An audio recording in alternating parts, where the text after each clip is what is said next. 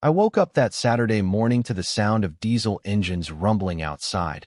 Nothing like the gentle quiet you expect on a ranch that's supposed to be all yours. Not a neighbor in sight, not a dog barking. Just the unmistakable grumble of 50 buses parked along my gravel drive, their engines idling, belching exhaust, and people flooding out with picnic baskets, lawn chairs, and coolers like I was hosting the county fair and forgot to put up the signs. I thought I was dreaming, maybe caught in a prank. But the sight out my kitchen window snapped me awake faster than black coffee ever could. There was a kid already running across my field, hollering about a water slide. Another one was setting up a grill dangerously close to my hay barn, and a woman spread a blanket right over my irrigation line, like it was the beach and not the backbone of my farm.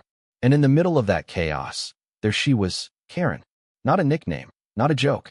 The real deal, sun-hatted, clipboard-waving HOA queen from across the main road. She caught my eye, grinned like she'd brought me a pie instead of an invasion, and yelled, "Good morning," like nothing was out of the ordinary. I told them you'd be fine with us using your land for the summer kickoff. It's for community spirit. Her voice carried over the diesel hum and chatter, like she was leading a parade. I stepped outside, barefoot, still clutching my coffee, thinking, am I on camera? Is this some sort of HOA version of Punk'd? But no, the buses were still there, stretching down the road, making a joke of the fresh gravel I'd laid myself last week. My land wasn't part of any HOA. I bought it that way, private, fenced, and clearly marked. But I guess, in Karen's mind, community spirit meant free land if you're bold enough. I walked toward her, trying to keep my voice steady. Karen, what made you think you could send 50 buses of strangers onto my property? She just smiled, flipping her clipboard like a badge. Don't be so uptight. It's the HOA Summer Festival. The park's getting resurfaced. You should be proud to help your neighbors. I looked at the fresh tire tracks in my grass and the crowd of strangers hauling out sound systems and bounce houses. Proud wasn't the word on my mind. I took a breath, one of those long ones that keep you from saying something you'll regret in court. Karen, this is not HOA land. You can't just decide to use it. She rolled her eyes and said, that's where you're wrong. The HOA bylaws allow temporary use of adjacent lots for community events. I stared at her. Adjacent doesn't mean owned by, and you know it. She just turned away, waving people over to set up tents right next to my well pump. That's when it hit me. She wasn't confused. She was arrogant. And I'd have to get creative. Within an hour, my place looked like a circus had crashed into a tailgate party. Kids tore through my vegetable garden. Parents bickered over parking, the air thick with barbecue smoke and spilled gasoline. One man backed his bus so close to my workshop he scraped the corner post. A woman tried to open my barn, insisting, Karen said we can store drinks in here. I held the door shut, replied, Karen said wrong, and felt that phrase stick in my head like a promise. I found her giving a speech on a portable mic, telling everyone how grateful she was that Mr. Anderson lent us his beautiful property. The crowd clapped. I stepped up, took the mic, and said calmly, correction, no one lent anything. You're all trespassing. The applause died. Karen hissed, don't be dramatic, trying to snatch the mic back, but I held on. You've got 10 minutes to clear this property, or I'll start calling the sheriff, towing companies, and the local news. Nervous laughter. Some folks began packing up. Karen stormed after me, whispering, you can't make everyone leave. This is a community event. I stopped.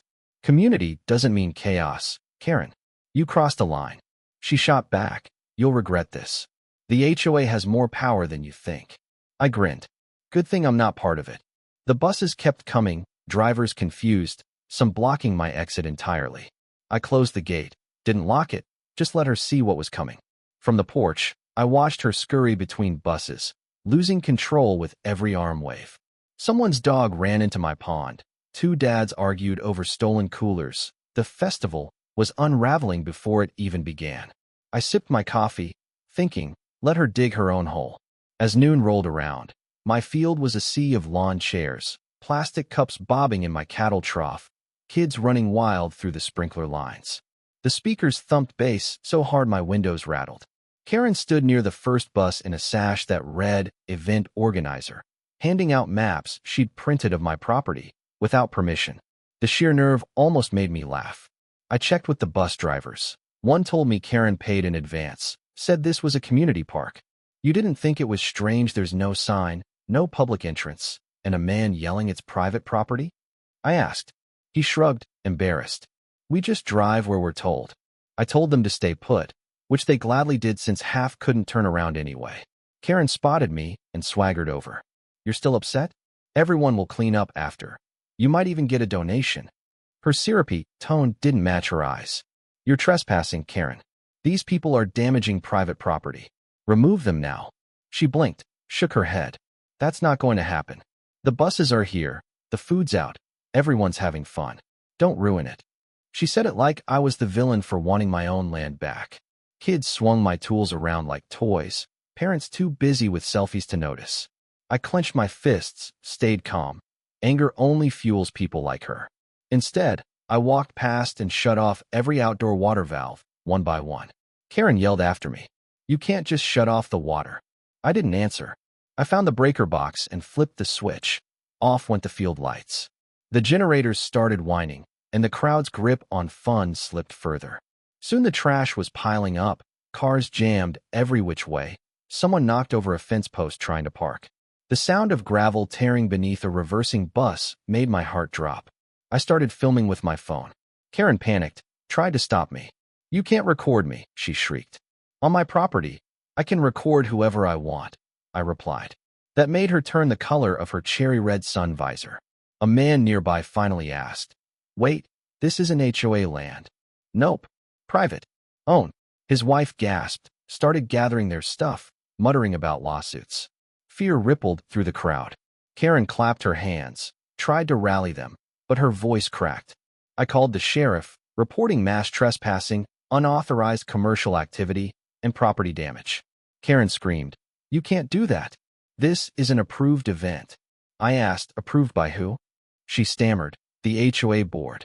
I just smiled. HOA has no power outside its boundary. Silence. People looked at her like she was radioactive. 15 minutes later, the sheriff's cruiser rolled up. Kids went quiet. Even the crickets seemed to hush. Karen rushed up, waving her clipboard, saying I was harassing her event. The deputy raised an eyebrow, looked at the mess, then at me. I handed him my property deed and zoning docs, proof it was a non-HOA private ranch. You're all trespassing, I said.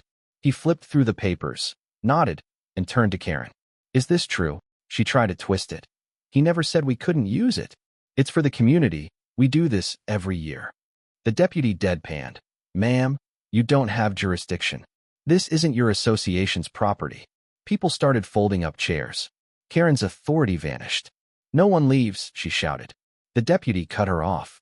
This isn't a park, ma'am. You need to clear out before this becomes a bigger problem. Bus engines fired up. Guests grumbled about refunds. Karen turned to me, desperate. You're just doing this to embarrass me. The deputy asked if there'd been issues before. Only her trying to enforce HOA rules on land she doesn't own, I said. He frowned at her. Ma'am, that's harassment. Her jaw dropped, tried to justify herself. I'm making our community better. He shook his head. No, you're crossing property lines, literally and legally. Another patrol car arrived, this time the sheriff himself, looking like he'd rather be anywhere else. Karen tried to plead her case, but he shut her down. Ma'am, you have no authority here. You're trespassing and causing a public disturbance. At that word, trespassing, the crowd froze. The sheriff ordered everyone to vacate immediately. Someone started clapping, others joined in. Karen spun around, shrieked, Don't you dare side with him. The sheriff turned to me. You want to press charges? I looked at the mess, the 50 buses, shook my head. Let's see if they leave peacefully. As the last bus struggled to turn, Karen watched her kingdom crumble, clipboard shaking in her grip. You'll regret this, she hissed. I smiled. I'm counting on it. Later, as I locked the gate for good, I realized peace wasn't about fences or rules. It was about standing your ground when it counted. Folks drove by, some waved, a few apologized for the mess, but I stayed polite and distant. You learn quick. People only respect boundaries when the bullies are gone. Weeks passed, and word spread about the bus fiasco. Karen tried twice more to reclaim my land. Once with food trucks at the gate, another time sneaking in through the back with a handful of diehards and a drone for the HOA newsletter. Both times, I called the sheriff, and both times she left humiliated, with half the neighborhood mocking her online. Eventually, the HOA dumped her. A moving truck took her away, her house set empty, and peace returned.